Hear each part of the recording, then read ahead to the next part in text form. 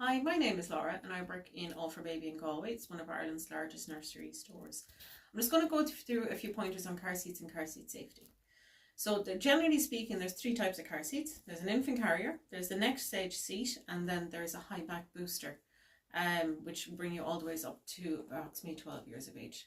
There's new legislations in Ireland, so at the moment we're running concurrently with two different legislations, with the R4404 standard and the newer R129 standard. Under the R4404 standard, the seats were tested differently, and the safety aspects on them, even though they have been around for quite a number of years, the i-size and standard tested seats are definitely a better and safer option for babies. With i-size, it also encourages rear facing for longer, so that means the baby is going to be looking out the back window in the car seat. And they can, with the seats that are now currently on the market, you can do that up to 4 years or 105 centimetres, or even 125 centimetres, which will be in and around kind of 6 or 7 years of age. So we do actively encourage rear facing and ask that parents will start looking into it before the baby comes out of their infant carrier. The infant carrier is probably one of the most important things you're going to buy for your baby when it comes to safety, and it's going to be something like this. Okay, you're going to have a handle on it for carrying your baby around. There's going to be an insert in it as well, which is this guy here, and that insert is used up to 60 centimetres. Under the older standard seats, it was up to about 4 months, but there was no hard and fast rules when it came to the length and things like that on it. And the safety testings under the i-size seats are definitely better as well, because they're tested head-on, rear and side impact collision testings. So it's a better and safer tested seat. When it comes to clothes in a car seat, you don't want anything too big and too puffy for babies when they have the harness around them. Okay, so you have a button down here to release your harness, and that's going to allow the harness to lengthen here. And so when your baby's inside it, you're going to have to press this button. That'll open up your harness. Okay, and you can see here you've got shoulder pads as well on the seat. So I'm going to put the harness together like a jigsaw, one on top of the other, click it in, and then you're going to pull it nice and secure around the baby. When you're tightening up the harness, you should just be able to get 2 fingers flat on top of the shoulders here. You should not be able to stack your fingers up like this. And the reason is, if it's too gappy and the harness isn't holding your baby down properly, they're not secure and they're not safe in the car seat. So those puffy snowsuits and the jackets and things like that are not safe in a car seat, okay? And I can't emphasize that enough. You want this harness to hold and secure your baby. The other thing that gets people as well is the hoods, which are these guys here on the back of your jackets and things like that. What they can do is they can bunch behind the baby's neck and they can push the head forward again. And your baby doesn't have any proper head control until about 4 to 6 months. So what can happen there is the head will come down, but it's going to affect the airways, okay? So if you have to have an outfit where the baby is wearing a hood, you want to make sure that it's up around their head like this when they're in the seat, okay? And not bunching behind the neck. People, when they're getting car seats, they'll generally get seats maybe from a friend or a family member. The thing is, you need to know and trust the person who's giving you the seat, and you also need to know how old the seat is. There is quite a number of models of car seats that have been on the market for quite a number of years, but they do tend to expire over time. So what that means is the polystyrene and things and how the seat is made, it can degrade over time, it can dry out, and it doesn't absorb an impact from a baby properly. So if you have gotten a seat from a friend or a family member, make sure you know and trust them that it hasn't been an impact. An impact is anything above bumper damage. Okay, so even if the baby's not in the car seat and someone has maybe possibly rear-ended you or something like that, the seat needs to go. It's done its job and it just needs to, there's no salvaging it, it has to go. Okay, a lot of times the inserts, which are these guys here that he used up to about the 4-month mark, they're one of the first things that people tend to lose because you just use them for such a short length of time compared to the overall use of the seat. And the other thing that tends to go missing is shoulder pads as well. So it's important that if they are missing in the seat that you have and that you trust the person who's giving you the seat, that you do replace them, okay? And you try and replace them with your original pieces. So depending on the brand, go back to that brand or a retailer for that brand to get the proper parts and pieces for it, okay? So when your baby gets to your 4 months or so and that comes out, you have a harness in here. So this harness can actually change heights. So if I loosen that a little bit there, you'll be able to see I can move this headrest up and down as the baby gets older. So if you generally when someone is given it to you, the baby has gotten taller and older in the seat and they have raised the headrest, what you need to do is you need to drop it down to the lowest setting again for your baby. Okay, so we have our baby in the car seat. They're tucked in, they're wearing proper clothing. If you're a little bit worried about them getting cold, it's fine. It's not something to be too worried about. The reason is the car heats up quite quickly. The second thing is you can put a blanket over the harness, okay? So you can layer up with your cellular blankets and things like that over the harness, not underneath. It should be nice and snug and secure on your baby. The harness should be nice and secure on your baby, okay? So I'm going to show you how to belt in the car seat, and then we're going to do a nice fixed base. So you're going to place the car seat onto the seat of the car. You do not have to have the base of the car seat flush with the seat of the car, okay? So having a gap along here, where you can see my hand on the other side, that's absolutely fine if that happens, okay? You'll have indicators across the front of the car seat and at the back of the car seat here, and that's your belt path. Now my rig is set up as if it's behind the driver's seat, but generally speaking I'll recommend putting the seat behind the passenger seat, simply because when you generally parallel park your car, you'll park with the driver or the passenger side next to the footpath, so that way you don't have to worry about cars passing behind your back if it is behind the driver's side and you're trying to take the seat in and out. So I'm going to bring my car seat belt across the front of the car seat, okay? So the lap part of the belt that goes across your lap is the part that goes across baby's lap, and the diagonal that comes across your shoulder goes around the back of baby's shoulder this way, okay? And it clips into that clip at the back that I was talking about. Sometimes there's a split in this clip that you have to feed it in bit by bit, but this one, it's at the top here, okay? So it just slides in behind it. When you're finished, this part of the seat belt should be coming across by the door. Here, I have my belt in right, but there's a lot of movement, so I need to get rid of that. I generally do that by leaning into the car, catching the diagonal part of the belt, and pulling, and then using my other hand to reach it back into the seatbelt reel. So now you can see it's the whole seat or the whole rig is moving and not the car seat. So the handle. The handle is an extra safety feature that's built into your car seat. It is useful for carrying the baby around in the seat and things like that, but it acts as a rebound bar. So because your baby is rear facing, what can happen in an impact is they'll get pushed back down into the seat, okay? And that means the whole body is taking an impact.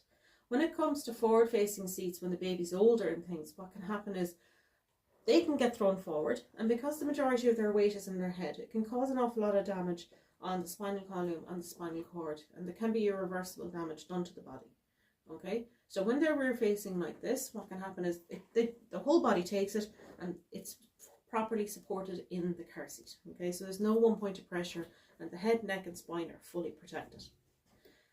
So the force will come down this way, and then it'll cause the seat to bounce back up, okay? And the same, it's designed the exact same way if it's on a base, okay? So this part can look a little scary, but it's the proper design on it. So force will come down and then it'll bounce back up this way, okay? So this handle being in the proper position is going to stop the seat from moving any further, and it will protect your baby's head from here. Traveling with the handle in the backwards position like this, which a lot of people tend to do, seat will come down and it'll come back, and your baby's head will meet the back seat of the car, okay? So it is important to make sure that that handle is always kept in the proper position when traveling, okay? And it's the same as if it's on the base. You will find diagrams on the side of your car seat, can be on the left or it can be on the right, and it will have pictures of what position your handle is going to be in. So you can see there it's in an upright position, both on the base and when it's being belted in, okay? So Isofix. Isofix is the name of the connection that's in your car. It's two little metal bars. Sometimes you can slide your hand between the fabrics to find them and feel them. Sometimes they're little plastic housings. Sometimes they're behind little zips. It all depends on the car. Sometimes the covers will come off, or sometimes the flap will move back in the Isofix holding itself, okay? So the bars are going to look something like this. So my rig here, you can kind of see them, they're protruding a little bit. They probably won't be like that in your car, but this is a demo rig just to show you what they do look like. So this is going to be the base that's for that car seat behind me. It can sometimes have this paddle here for a brace bar. You'll have your ice fix points here on the side. Oh, that way, and they can extend. This one you extend the ice fix points individually. But sometimes there's a release button somewhere along here that will release the two ice fix points together. Again, it's a know your own base, and just make sure you know how to fully operate it and things like that. So the leg is this guy here at the front. I'll go into more detail on him in 1 second, but that is adjustable. Okay, so I'm going to place the base onto the seat of the car. Okay, I'm going to line my ice fix arms up with my ice fix points in the car. Now from here I don't bang them and jam them together. I'm just going to gently guide it. So I'm going to put my thumb behind that release button I showed you earlier. And as I'm doing that, I'm just pushing it down until it clicks into place. And you can see here I have a green indicator telling me that I'm in right. And the same then on the other side. So with my base in, now this one is designed where the back needs to be up against the back seat of the car. Sometimes there can be a little bit of a gap. But 9 times out of 10 on the design of the base, it's not there. Okay, so you're going to seesaw this over and back, and you can hear it clicking as I'm doing that, and it's in nice and snug now with the back seat of the car here. So the leg. A lot of people when they're fitting in a base have a tendency to try and get the leg down straight. Okay, when the leg, as you can see, is moving there, but when I pull at it and as if I'm going towards the bonnet, you can see it'll click out a little bit more and it's at an angle for me. Okay, so that means it's in the proper position, and that's the way it's designed to go. You will find release buttons maybe on the side of the leg here. This one here is on the back. Sometimes it's even on the front, or it might be on both sides where you have to squeeze them together. Okay, so I'm going to press that button there, and I'm going to lengthen the leg down until it clicks into place. And you will have an indicator. Sometimes it's here, sometimes it's at the front. Or it might even be at the back, okay, or it could even be up here at the top. There will be an indicator somewhere telling you that the leg is in properly. Okay, you want to make sure that the leg isn't up so high that it lifts the base off the seat of the car where you can get your hand under the base. Okay, so you can see here there's 2 parts to my base here. This is the bottom part down here, so I can't get my hand under the base. So you want to make sure the base is nice and flush with the seat of your car. Okay, once I'm happy that my ice fix arms are in properly and connected, that my leg is in properly and connected, I have green on all those. What you're going to see here is telling me that my seat is not connected. There's another little red connection here. But once I connect my seat, that is going to turn green all going up. Yep, so we have green there now, and that tells you that it is in properly. This particular seat, it twists. Okay, and it can go in both directions. I'm just going to stand on this side just for the sake of the camera. Because as I was saying, my rig is set up as if it's behind the passenger or behind the driver's seat. So I have it set this way. I have a release button here on the base in this instance. So what I'm going to do is I'm going to lift that up and take it out. Okay. If your base doesn't have a swivel, you might have a release button somewhere along the side here. It might be on the seat itself. So, but even if it is on a swivel, you'll be taking the seat out of the car that way. I have a tendency to just give a quick tug onto the base or onto the handle to make sure the car seat is connected to the base. It's just a matter of practice and things like that. Mums, what I will say to you is get your partner or whoever's picking you up from the hospital to make sure they know how to take the car seat off the base. Okay, you will not be allowed to leave the ward without your baby in a car seat. So it's all well and good for you to have the baby here nice and safe, and your partner is in the car park fighting with the car seat. And don't get me wrong, it has happened where we've had phone calls from people who've been stuck in the hospital here in Galway without being able to take the seat off. Okay, so do practice it and just make sure you're comfortable with it. When it comes to the time frame that your baby's in a car seat, you're looking at 90 minutes max at a time. Okay, and that's for your typical car seat where there's a curve in it. A car seat is a good way to get your baby around travelling safely, but when you're out and about and you're going on a walk or you're going into town to do a bit of shopping and things like that, your lie flat seat unit and your pram piece are far more better and safer way for your baby to travel. Okay, there's no time constraints on that when they're lying back flat.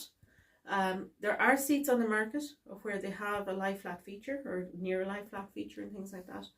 With those, we would generally recommend about 2 hours before taking your baby out. All manufacturers are a little different, so do check with your retailer on what your options are when it comes to the time frame. Okay, The car seat is a good and safe way to get your baby around, but that cocoon position can cause issues with spinal development. So, as I was saying, your pram piece and things like that are much better and much safer. I have details up here behind me on a sheet, so that if you're stuck for any questions, we have a WhatsApp number, we have an email and the landline. So you can give us a call or give us a message. Now, WhatsApp is message only, so you can give us a call on that, or a message on that. And if you're unsure on the fit of your baby in their seat and you want to go through anything, you can always send us pictures. You don't have to send the baby's face, you can block it with a sticker, or if you want to put a muslin square or something over their face for a second or two, just while you're taking the photographs, that's absolutely fine as well. And we can all, if you advise us to delete the photos, absolutely we can do that as well once we've seen them and have advised you on them. Okay? Thank you very much. And if you have any questions, please contact us.